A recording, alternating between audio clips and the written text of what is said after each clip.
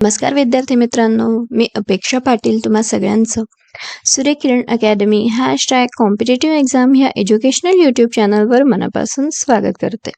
आजच्या लेक्चरमध्ये आपण 22 ते 28 ऑक्टोबर 2023 या आठवड्याभरासाठीच्या ज्या पण काही महत्त्वाच्या चालू घडामोडी आहेत की ज्यांच्या आधारावर आपल्याला स्पर्धा परीक्षांमध्ये जास्तीत जास्त प्रश्न विचारले जाण्याची शक्यता आहे, अशा सगळ्या चालू घडामोडी कव्हर करण्याचा प्रयत्न करणार आहोत. सो हे जे लेक्चर आहे ते एक्झाम पॉईंट ऑफ व्ह्यू खूप महत्त्वाचं असल्याने हे तुम्ही लेक्चर जे ते स्टार्टपर्यंत पूर्ण बघा, अजिबात स्किप करू नका.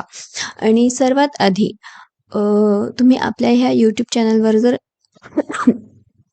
नवीन असाल तर आपल्या ह्या लाडक्या यूट्यूब चॅनलला सबस्क्राईब करा आणि शेजारील बेल आयकॉन प्रेस करून ऑल नोटिफिकेशन पण सेट करा, जेणेकरून ह्यापुढे मी असेच जे पण काही महत्त्वाचे व्हिडिओज आहेत ते अपलोड करेल तेव्हा त्याचं नोटिफिकेशन तुम्हाला इझिली मिळून जाईल. आणि हे पूर्ण लेक्चर बघून झाल्यानंतर तुम्हाला माझा हा व्हिडिओ आवडला, यातील माहिती इन्फॉर्मेटिव्ह वाटली तर माझा हा व्हिडिओ तुमच्या इतर मित्रांना शेअर करायला विसरू नका.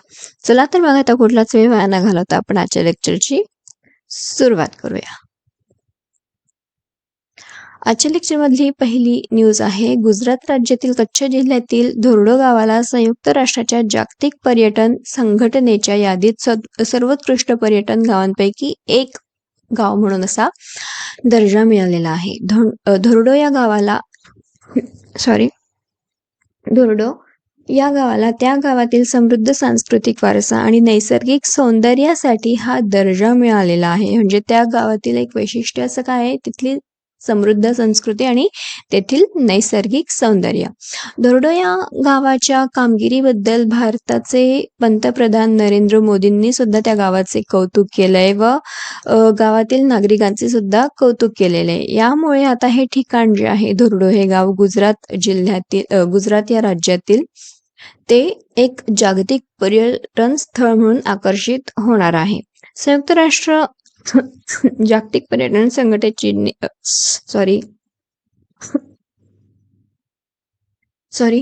संयुक्त राष्ट्र जागतिक पर्यटन संघटनेची स्थापना 1975 मध्ये झाली होती. ही एक संयुक्त राष्ट्राची युनायटेड नेशनची एक एजन्सी आहे. तर आपण पुढील न्यूज बघू. ती आहे, राष्ट्रीय व्याघ्र संवर्धन प्राधिकरणाने नुकतीच महाराष्ट्रातील सह्याद्री व्याघ्र प्रकल्पामध्ये 8 वाघांना पुन्हा दाखल करण्यासाठी मान्यता दिली आहे. सह्याद्री व्याघ्र प्रकल्पाबद्दल आपण थोडीशी माहिती बघू, कारण की ही न्यूज चर्चेत असल्यामुळे आपल्याला ह्या व्याघ्र प्रकल्पाबद्दल प्रश्न विचारले जाऊ शकतात एक्झाममध्ये. हे महाराष्ट्रातील पश्चिम घाटाच्या सह्याद्री पर्वतरांगेत आहे. 2012 मध्ये कोयना वन्यजीव अभयारण्य आणि चांदोली हे एक राष्ट्रीय उद्यान आहे. चांदोली राष्ट्रीय उद्यानाचे एकत्रीकरण करून याला एक व्याघ्र प्रकल्प म्हणून दर्जा देण्यात आला होता. प्रकल्प आहे सह्याद्री व्याघ्र प्रकल्प. या प्रकल्पाच्या क्षेत्रात कोयना धरण, वारणा नदी आणि पश्चिम घाटातून उगम पावणाऱ्या आणि पूर्वेकडे वाहणाऱ्या अनेक लहान नद्यांचा समावेश होत असतो. आपण पुढील न्यूज बघू आता. केंद्रीय संरक्षण मंत्री राजनाथ सिंह यांच्या हस्ते प्रोजेक्ट उद्भवचे अनावरण करण्यात आले. भारतीय लष्करी हेरिटेज फेस्टिवलच्या उद्घाटन समारोहावेळी या प्रोजेक्टचे अनावरण करण्यात आले. कुठला समारोह होता तो? भारतीय लष्करी हेरिटेज फेस्टिवल. हे फेस्टिवलचं जेव्हा उद्घाटन करण्यात आलं त्याच वेळी ह्या फेस्टिवलच्या उद्घाटन समारोहावेळीच या प्रोजेक्टचे अनावरण लॉन्चिंग करण्यात आले होते. प्रोजेक्ट उद्भव बद्दल आपण थोडक्यात माहिती बघू. प्रोजेक्ट उद्भव म्हणजे भारतीय लष्कर आणि संरक्षण सेवा think tank, United services institute of India यांच्यातील एक सहयोग आहे, एक भागीदारी आहे. उद्भव हा जो प्रकल्प आहे, हा उद्भव प्रोजेक्ट याचा अर्थ असा होतो या उद्भव शब्दाचा तर उत्पत्ती असा हा अर्थ होत असतो उद्भव या शब्दाचा. हा प्रकल्प सध्याच्या सुरक्षा आव्हानांना तोंड देण्यासाठी एक व्यापक दृष्टीने तयार करण्यात आलेला आहे. पुढील न्यूज बघू आपण. केंद्रीय शिक्षण मंत्रालयाने अलीकडेच सर्व राज्यांना automated permanent academic account registry म्हणजे अपार लागू करण्याचा निर्णय घेतला आहे. अपार म्हणजे आपलं जसं भारतीय नागरिकांचं जसं आधार असतं त्याचप्रमाणे हे शालेय विद्यार्थ्यांचं अपार असणार आहे. जसं भारतीय नागरिकांची ओळख म्हणजे आधार असते तसेच भारतातील जे विद्यार्थी आहेत त्यांची ओळख ही अपार असणार आहे. याच्यामध्ये त्यांचा सर्व डाटाबेस असेल जसं पहिलीपासून ते अगदी उच्च शिक्षणापर्यंत त्यांचा रिझल्ट त्यांचे जे पण काही डॉक्युमेंट्स आहे ते डिजिटली तिथे उपलब्ध असतील. एखाद्या वेळेस आपल्याला एखादा रिझल्ट काही मिळत नाही, कुठे हरवून जातो, तर असा प्रसंग ह्या अपारमुळे होणार नाही. उद्देश काय आहे हा असा हे असं अपार सुरू करण्यामागचा तर एक अखंड शैक्षणिक परिसंस्था निर्माण करणे आणि विद्यार्थ्यांच्या शैक्षणिक प्रवासाचा मागोवा घेणे. अपारबद्दल आपण थोडक्यात माहिती बघू. हे one nation one student ID असणार आहे. One nation one student ID. शिक्षण मंत्रालयाच्या अंतर्गत काम करत असलेल्या नॅशनल एज्युकेशन टेक्नॉलॉजी फोरमने ही एक शैक्षणिक इकोसिस्टीम बनवली आहे. कोणी बनवली आहे ते पण लक्षात असू द्या. पूर्व प्राथमिक ते उच्च शिक्षणापर्यंत प्रत्येक विद्यार्थ्याला विद्यमान आधार आयडी असा एक अद्वितीय ओळख क्रमांक प्रदान केला जाईल. म्हणजे आपला जसा आधार क्रमांक असतो प्रत्येकाचा वेगळा वेगळा एक युनिक, तसंच हा प्रत्येकाला एक वेगळा असा क्रमांक दिला जाईल, ओळख क्रमांक. यामुळे विद्यार्थ्याचा शैक्षणिक प्रवास आणि उपलब्धी सुव्यवस्थित आणि डिजिटली मिळवता येणार आहे. पुढील न्यूज बघू आपण आता. ती आहे नैऋत्य अरबी समुद्रात कमी दाबाचा तीव्र पट्टा तयार झाला असून त्याचे रूपांतर चक्रीवादळात होण्याची शक्यता भारतीय हवामानशास्त्र विभागाने वर्तवली आहे. हे जे चक्रीवादळ आहे ते वायव्येकडे सरकत जाऊन ओमान आणि येमेन या 2 देशांच्या किनाऱ्यावर धडकणार आहे. आता हे आपल्या भारतात धडकणार नाहीये, पण तरी हे महत्वाचं काय? कारण की हे जे चक्रीवादळ आहे ह्या चक्रीवादळाला नाव आपल्या भारत या देशाने दिलंय म्हणून हे महत्वाचं ठरतं. याचा परिणाम भारतातील मुंबई शहरावर सुद्धा होणार असल्याची शक्यता वर्तवण्यात येते. या चक्रीवादळाला नाव दिलंय आपल्या भारत देशाने. हे वादळ ओमानमधील सलाला शहरावरून येमेनमधील अल गैदाह शहराकडे सरकत जाणार असल्याचा अंदाज भारतीय हवामानशास्त्र विभागाने वर्तवलेला आहे. पुढील न्यूज बघू आपण आता. आंतरराष्ट्रीय हिमबिबट्या दिन दरवर्षी 23 ऑक्टोबर रोजी साजरा करण्यात येत असतो. हा दिन जो आहे तो पहिल्यांदा 2014 मध्ये साजरा करण्यात आला होता. उद्देश आहे असा हा दिन साजरा करण्यामागचा तर हिमबिबट्यांच्या संरक्षणासंदर्भात जागरूकता निर्माण करणे. 2015 हे जे वर्ष आहे वर्ष म्हणून घोषित करण्यात आले. कुठलं वर्ष आंतरराष्ट्रीय हिमबिबट्या वर्ष म्हणून घोषित करण्यात आलं होतं? 2015. भारतात हिमबिबट्या सिक्कीम, अरुणाचल प्रदेश, हिमाचल प्रदेश, जम्मू आणि काश्मीर आणि पूर्व हिमालय क्षेत्रात आढळतात. इथे टायपिंग मिस्टेक झाली ते तुम्ही दुरुस्त करून घ्या. भारतात प्रोजेक्ट स्नो लेपर्ड म्हणजेच हिमबिबट्या बरं का. भारतात प्रोजेक्ट स्नो लेपर्ड प्रकल्प हिमबिबट्या 2009 मध्ये लॉन्च करण्यात आला होता. पुढील न्यूज. भारत आणि मलेशिया या 2 देशांदरम्यान हरिमऊ शक्ती 2023 नावाचा युद्ध सराव नुकताच सुरू झाला आहे. हा सराव भारतातील मेघालय राज्यातील उमरोई या छावणीमध्ये सुरू करण्यात आला आहे. हा एक लष्करी सराव आहे. या सरावात भारतीय दलाचे प्रतिनिधित्व राजपूत रेजिमेंटच्या तुकडीद्वारे केले गेले आहे आणि मलेशियाच्या लष्कराच्या तुकडीत मलेशियन सैन्याच्या 5व्या रॉयल तुकडीने नेतृत्व केले आहे. 2022चा हा सराव मलेशिया या देशामध्ये आयोजित करण्यात आला होता. म्हणजे अल्टरनेट केला जातो याचं आयोजन. म्हणजे 1 वर्षी भारतात तर 1 वर्षी मलेशियामध्ये. कुठला सराव आहे? हरिमऊ शक्ती. आणि जे वर्ष असेल ते वर्ष त्याच्या पुढे लिहिलं जातं. जसं आता 2023 हे वर्ष सुरू येतं हरिमऊ शक्ती 2023. पुढच्या वर्षी होईल तर त्याला नाव असेल हरिमऊ शक्ती 2024. पुढील न्यूज बघू. ती आहे 22 ऑक्टोबर 2023 रोजी आशियाई पॅरालिम्पिक गेम्स 2023 सुरू करण्यात आले आहे. या स्पर्धेच्या उद्घाटन समारोह चीनमधील होंगझोऊ या ठिकाणी करण्यात आला होता व या स्पर्धा याच ठिकाणी होणार आहेत. कुठे? चीनमधील होंगझोऊ येथे. या स्पर्धा सुरू करण्यासाठी आशियाई ऑलिम्पिक इथे पॅरालिम्पिक पाहिजे होतं. ऑलिम्पिक झालं इथे. आशियाई पॅरालिम्पिक समिती आणि आंतरराष्ट्रीय पॅरालिम्पिक समितीने मान्यता दिल्यानंतर मग ह्या स्पर्धा सुरू करण्यात आलेल्या आहे. या स्पर्धेत 22 क्रीडा आणि 24 शाखांमध्ये 566 पदके दिले जाणार आहेत खेळाडूंना. ही स्पर्धेची 4थी आवृत्ती आहे. चौथ्यांदा ह्या स्पर्धा आयोजित केल्या जात आहेत. या स्पर्धेत भारतातील 313 खेळाडू सहभागी होणार आहेत, जी आतापर्यंतची खेळाडूंची सर्वात मोठी संख्या आहे. म्हणजे एवढ्या मोठ्या प्रमाणात खेळाडू ह्या स्पर्धेमध्ये पहिल्याच सहभागी झाले होते. यापूर्वी ह्या आशियाई पॅरालिम्पिक गेम्स मध्ये एवढ्या जास्त प्रमाणात खेळाडू सहभागी झालेले नव्हते ह्यापूर्वी. पुढील न्यूज बघू आपण. करवीर तारा 2023 पुरस्कार श्रुती सोडोलीकर काटकर यांना प्रदान करण्यात आला आहे. ही या पुरस्काराची पहिलीच आवृत्ती आहे. म्हणजे हा जो पुरस्कार आहे करवीर तारा तो पहिल्यांदाच देण्यात येतोय. त्यामुळे ही न्यूज खूप महत्वाची ठरते आणि हा महाराष्ट्राचाच पुरस्कार असल्यामुळे अजून जास्त महत्वाची ठरते ही न्यूज. तर पहिला करवीर तारा पुरस्कार कोणाला देण्यात आला ते तुम्ही लक्षात असू द्या.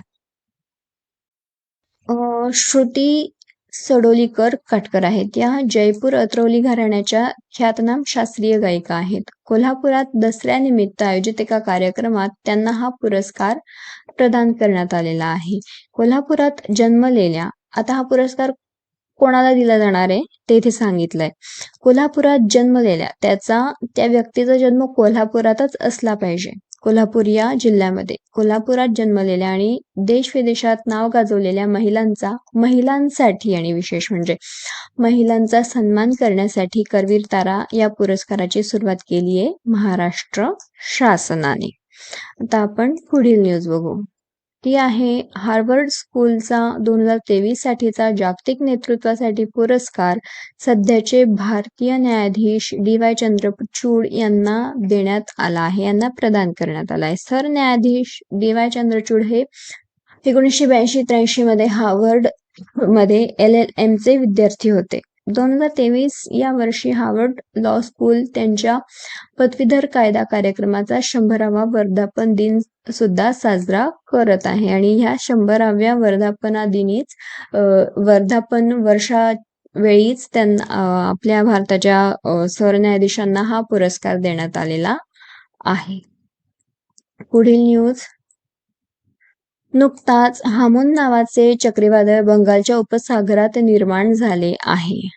ते पूर्वीचं कोणतं बघितलं आपण, त्याचं नाव सुद्धा लक्षात असू द्या.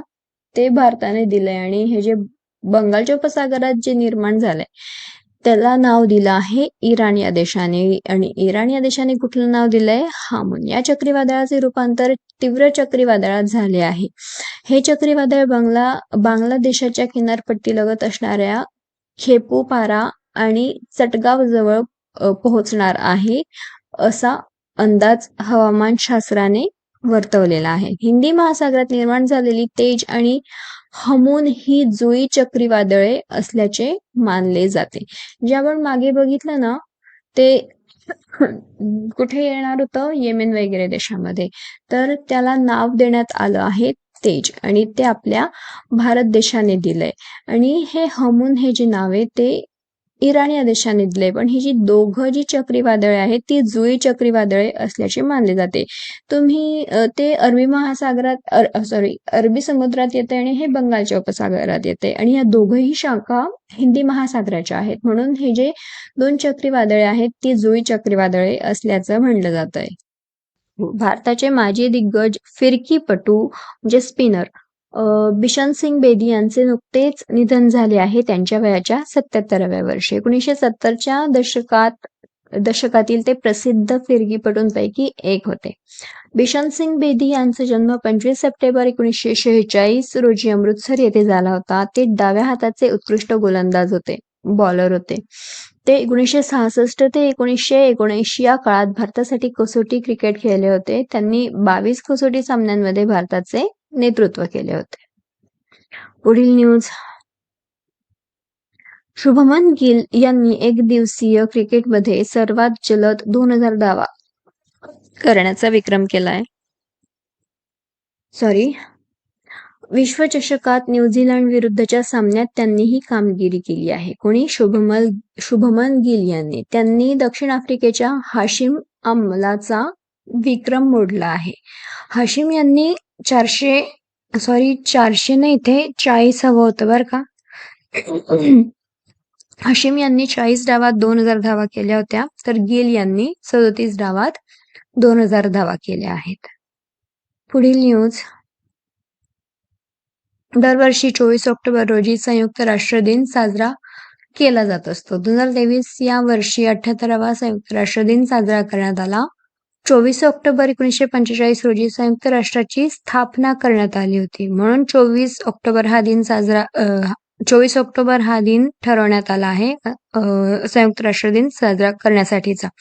1948 पासून हा दिवस दरवर्षी साजरा केला जात असतो.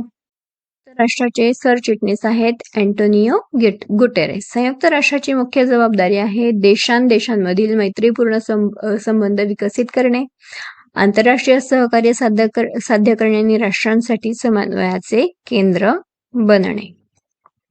पुढील न्यूज. दरवर्षी जागतिक पोलिओ निर्मूलन दिन 24 ऑक्टोबर रोजी साजरा केला जात असतो.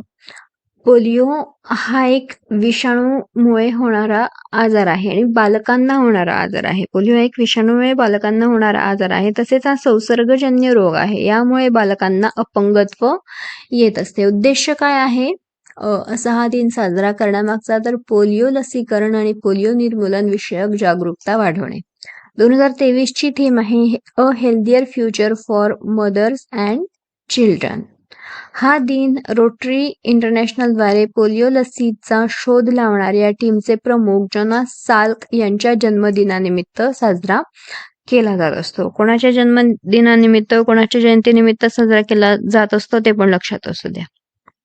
पुढील न्यूज. भारतीय महिला क्रिकेट संघाचे मुख्य प्रशिक्षक म्हणून अमोल मुजुमदार यांची निवड करण्यात आली आहे. क्रिकेट सल्लागार समितीमार्फत यांची निवड करण्यात आली आहे. या पदासाठी BCCI मार्फत 3 सदस्यीय समिती नेमण्यात आली होती आणि या 3 सदस्यांमध्ये सुलक्षणा नाईक, अशोक मल्होत्रा आणि जतीन परांजपे ह्या 3 व्यक्ती होत्या. डिसेंबर 2022 पासून हे पद रिक्त होते, जे आता 2023 मध्ये भरण्यात आले. मुजुमदार यांनी रमेश पोवार यांची जागा घेतली आहे. अमोल मुजुमदार हे मुंबई संघाचे माजी कर्णधार आणि देशांतर्गत क्रिकेट तज्ज्ञ आहेत. अमोल मुजुमदार हे कोण होते ते पण माहिती असू द्या. पुढील न्यूज. भारतीय निवडणूक आयोगाने नुकतीच राजकुमार राव यांची निवडणूक आयोगाचे राष्ट्रीय आयकॉन, निवडणूक आयोगाचा सदिच्छा दूत म्हणून नियुक्ती केली आहे. राष्ट्रीय आयकॉन यांचे काम काय असते? जे निवडणूक आयोगाचे सदिच्छा दूत असतात त्यांचं काम काय असतं? तर मतदारांना मतदानाबाबत जागरूक करणे, तसेच जागरूकता पसरवून मतदानाची टक्केवारी वाढवणे. राजकुमार राव हे एक अभिनेते आहेत. त्यांचा न्यूटन नावाचा चित्रपट जो आहे तो मतदानावर आधारित आहे. त्यांचा अजून एक चित्रपट आहे horror movie, horror plus comedy, त्याचं नाव आहे रुही. त्यात सुद्धा यांनी छान काम केलंय. राजकुमार राव यांनी अनेक चित्रपटांमध्ये काम केले, परंतु त्यांचा हा न्यूटन नावाचा जो चित्रपट आहे या चित्रपटाने यांना वेगळीच ओळख मिळवून दिली आहे. पुढील न्यूज. अलीकडेच संशोधकांनी अरुणाचल प्रदेश या राज्यात अल्कलस फॉन्टिनालिस नावाच्या बेडकाच्या प्रजातीचा शोध लावलाय. आता ही प्रजाती काय ऍक्च्युली त्याच्याबद्दल आपण थोडी माहिती बघू. अरुणाचल प्रदेशाच्या चांगलांग जिल्ह्यातील नामदफा व्याघ्र प्रकल्पात याचा शोध लागला आहे. आता आपल्याला डायरेक्टली असा प्रश्न जरी नाही विचारला की ही जी प्रजाती आहे ती कुठे सापडली, तरी असा प्रश्न विचारला जाऊ शकतो की नामदफा हे व्याघ्र प्रकल्प कुठल्या राज्यात आहे? तर ते आहे अरुणाचल प्रदेश ह्या राज्यात. हे बेडूक अल्कलास वंशाच्या बटू माउंट बेडूकांचे सदस्य असल्याचे आढळून आले आहे, ज्यांचे अस्तित्व आतापर्यंत भारतात आढळले नव्हते. ते आता पहिल्यांदाच आढळले. हे बेडूक झुडपात राहणारे बेडूक आणि पाण्यात राहणाऱ्या बेडकांचे मिश्रण आहे. अल्कुलास फॉन्टिनालिस चा अर्थ असा असतो की फवारा किंवा कारंजे. पुढील न्यूज. नुकतेच स्वदेशी बनावटीचे विक्रम-1 नावाच्या रॉकेटचे लॉन्चिंग करण्यात आले आहे. भारताच्या अंतराळाचे जनक विक्रम साराभाई यांच्या नावावरून या रॉकेटला विक्रम-1 असे नाव देण्यात आले आहे. हे एक बहुस्तरीय प्रक्षेपण वाहन आहे जे पृथ्वीच्या कमी क्षेत्रात म्हणजे लोअर अर्थ ऑर्बिट मध्ये अंदाजे 300 किलोमीटर पेलोड ठेवण्यास सक्षम आहे. हे रॉकेट हैदराबादमधील स्पेस स्टार्टअप कंपनी स्कायरूट एरोस्पेसने बनवलेले आहे. कुठल्या कंपनीने बनवले ते पण लक्षात असू द्या. हे रॉकेट सर्व प्रकारच्या उपग्रहांना अवकाशात सोडण्यास सक्षम आहे. आता आपण ह्या लेक्चर मधली शेवटची न्यूज बघू. ती आहे इस्रोचे सध्याचे अध्यक्ष एस सोमनाथ यांनी त्यांचे आत्मचरित्र लिहिले. त्यांच्या आत्मचरित्राचे नाव आहे निलावू कुडीच्या सिंहगल. हे मल्याळम भाषेत लिहिले त्यांनी. त्याचा इंग्रजीत मध्ये असा अर्थ होतो की lions the drunk the moonlight. अडचणींचा सामना करताना कठोर परिश्रम आणि चिकाटीच्या सामर्थ्यावर हे पुस्तक लक्ष केंद्रित करते. म्हणजे त्यांच्या लाईफमध्ये जे पण त्यांनी परिश्रम केले, त्यांनी जी चिकाटी धरून त्यांनी त्यांचं जे कार्य केलंय, तर ते सगळे अनुभव त्यांनी त्यांच्या पुस्तकामध्ये लिहिलेत. हे पुस्तक केरळ स्थित लिपी प्रकाशनद्वारे केरळमधील एक प्रकाशन कंपनी आहे लिपी प्रकाशन, याच्याद्वारे प्रकाशित केले जाणार आहे. नोव्हेंबर 2023 मध्ये या पुस्तकाचे बाजारात लॉन्चिंग होणार आहे. सोमनाथ यांनी हे जे पुस्तक आहे, तर हे पुस्तक लिहिण्यामागचा असा उद्देश सांगितला की जीवनातील संकटाशी झुंज देत लोकांना त्यांची स्वप्ने साध्य करण्यासाठी प्रेरित करणे. अशा प्रकारे ही जी ह्या ज्या बातम्या होत्या exam point of view important अशा, त्या आज आपण इथे अभ्यासल्या. आय होप हे लेक्चर तुम्हाला आवडलं असेल. हे लेक्चर तुम्हाला कसं वाटलं तुम्ही मला खाली कमेंट बॉक्समध्ये सांगू शकता आणि माझ्या व्हिडिओला लाईक करा आणि तुमच्या इतर मित्रांना सुद्धा माझा हा व्हिडिओ शेअर करा, जेणेकरून तुमच्या इतर मित्रांना सुद्धा माझ्या लेक्चरची मदत होऊ शकेल. आजच्या लेक्चरमध्ये आपण इथेच थांबूया. भेटूया नेक्स्ट लेक्चरमध्ये. जय हिंद, जय महाराष्ट्र. थँक्यू.